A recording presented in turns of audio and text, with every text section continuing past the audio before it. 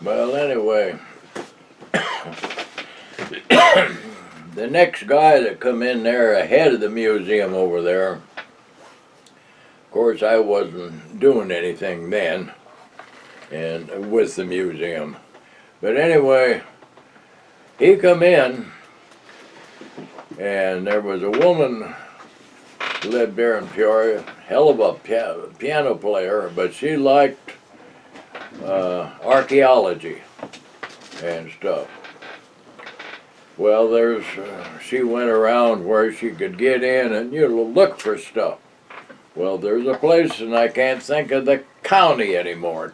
But up north of here, there's a county that's got sites there that's out of this world. What I mean is, of course, they've been picked over now, but stone, you can see they work there. They come from every place to work on there to make arrowheads and stuff, because all these chips around. And I mean, it's fantastic. And the thing that got them, for some reason or another, a lot of the tribes traded for stuff.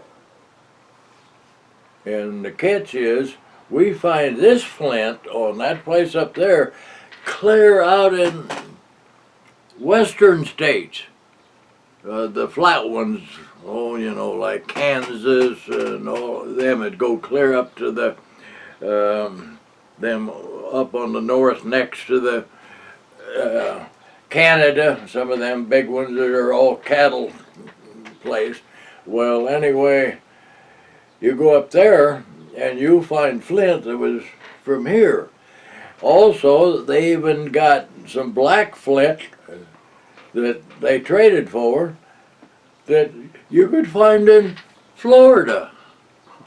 It's a neat place, but the guy that owns it, he's protector. I can't believe him, because everybody wanted to come in, but he always let the ones that do that kind of stuff, why, he let them in, but other guys snuck in. Well, one time I was up there and he wasn't home. He was letting more of the people in.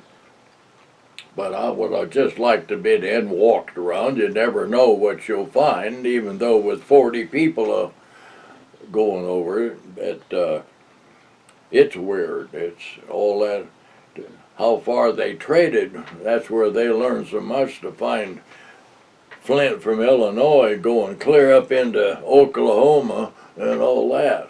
Or flint down in middle of, black flint down in middle of Florida coming up here. So there was a hell of a trade way back we didn't realize. And but anyway, the one that could play the piano, she worked around with that stuff.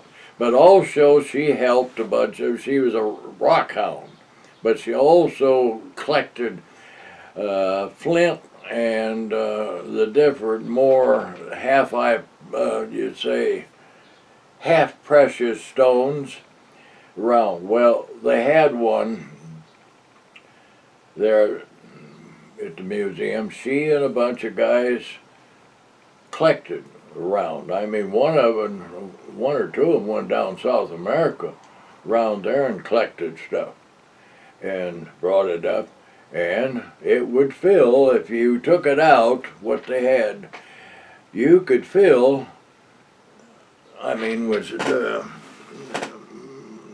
little tables with stuff on them. You could fill, she told me that what they had, they could fill a boxcar all the way around the walls with this stuff. Well, then they made that thing, a deal up here at this museum. The old one is here, I'm talking about. And it was beautiful. I mean, some of the stones, I never saw anything as pretty. It wasn't made into anything, it was just chunks of it from all over. And some of the stuff from South America just blew your mind. And she was in on that. Well, when this one jerk comes in and goes along with the guys with the gun, he come in, and I had a friend that was still on weekends would be a guard there. He come in and he looked at that and he said, I want that dumped in the dumpster out there right now. I don't like that crap. Well, he argued with him. He said, hey, that's expensive. It ain't to me. He said, well, my God, if you're going to dump it, don't dump it. Let the people come in and take what they want of it. No, I want it in the dumpster.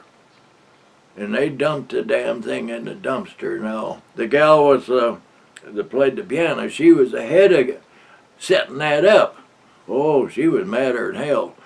And I'll be a son of a gun, they didn't get much because as soon as it went in the dumpster, he went and called somebody, and they come and got the dumpster and went someplace and dumped it. Wow. He was just a real asshole. He didn't like that stuff. If it wasn't what he liked, why, out it went. Oh, there was a lot of stuff went. And we had a few guns, not very many. A few that even the one as Anni, he hadn't got around to trying to have them thrown out. But the trouble was the old guns we had there at that time were not flintlocks or percussion. They were just old weapons, modern weapons, you might say. There was Army rifles, you know, from 1898 or something like that, and other old ones from where they started having cartridges. They didn't even have a flintlock, if I can remember. All they had was that kind of stuff up. A whole bunch of old 22s, which made a nice collection, because each one was a different company, so even though it was a single shot, it was, you know, operated different or shape was different. It had made a nice collection. And they'd maybe have it out once a year because it was down in the basement and they figured nobody was going to look at it much. Well, they'd have it and a few come in and look at it and then they'd put it down. They'd only have it out maybe a week, you know, 6, 7 days or something. And so you had to go over there. When it was there, you'd miss it. But, oh, he was a real asshole, and I think he's the same one who's still there. I'm not positive. He's still with them, and he's one with anti-gun stuff, and got together, and he talked to the whole damn membership and got them to change.